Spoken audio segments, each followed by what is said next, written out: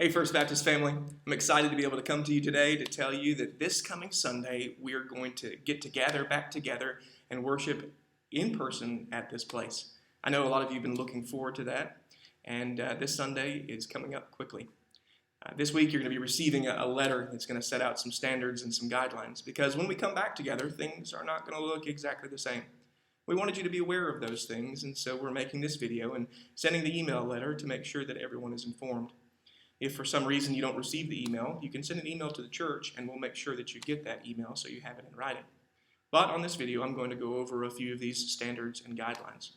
First of all, I want to inform you why we picked this coming Sunday. Governor Kemp issued the stay-at-home order for senior adults, and he set the date to expire for this Friday. And as long as that happens, then we encourage everyone to be here. However, if that shelter in place is extended for senior adults, we're going to encourage you to continue to use our online services and to be ministered to in that way. We care very much about the health of our people. We want to be mindful of that. And with that in mind, we want to tell you that a few things are going to be different this Sunday, but we'll have an opportunity to see one another. First of all, there are many people who are still apprehensive about gathering back together, gathering in large groups. And so if you have any apprehension about doing that, we're going to continue to offer our live streaming, and you can use that service and worship from your home. This Sunday, we'll be moving the live stream from 10 o'clock to the 8:30 time, and with hopes of also doing the 11 o'clock time. We're trying to make sure that that technology is all in place in order for that to work for both services to be streamed. Now, I want to give you just some standards. We've developed these standards and guidelines in order to keep everyone healthy and safe to the best of our ability. Standard 1 is to be mindful. Look, be gracious and kind to one another. Not everyone's going to hold the same exact opinion about this virus and what it can do. So with that in mind, let's treat one another with respect. We're working hard to move forward, but with that in mind, we are also saying that we're learning. We're figuring things out along the way.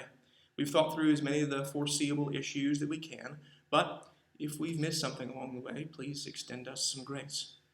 Standard 2, monitor your own health.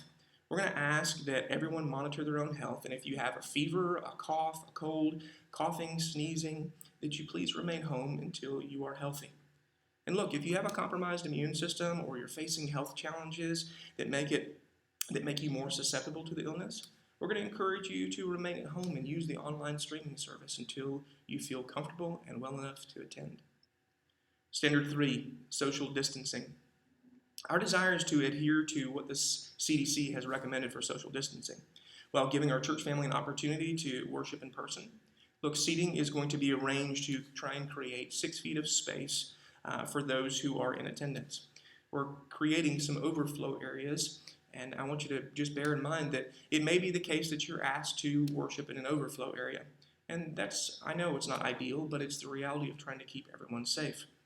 And so for the time being, we ask that you don't have physical contact and that you don't congregate indoors.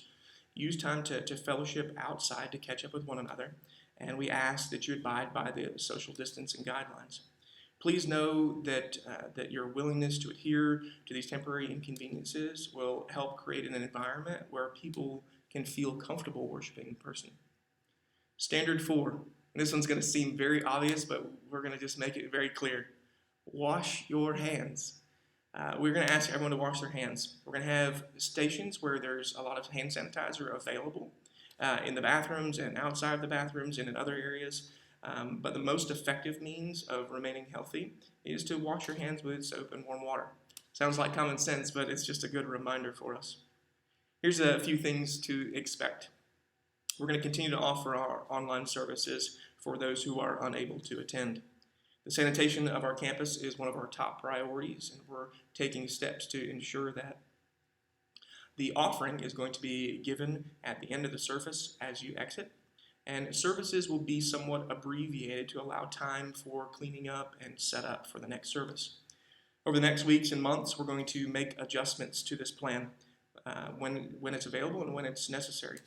It's with great anticipation that we look forward to this Sunday of gathering back together. And look, I know a lot of this is not ideal, but God's been doing some great things in the midst of this. We're trusting him to continue to do those great things along the way. So, church family, if you have any questions, you're welcome to call the church or send me an email or send Pastor Michael an email as well. We so look forward to gathering with you this Sunday. God loves you, and we do too.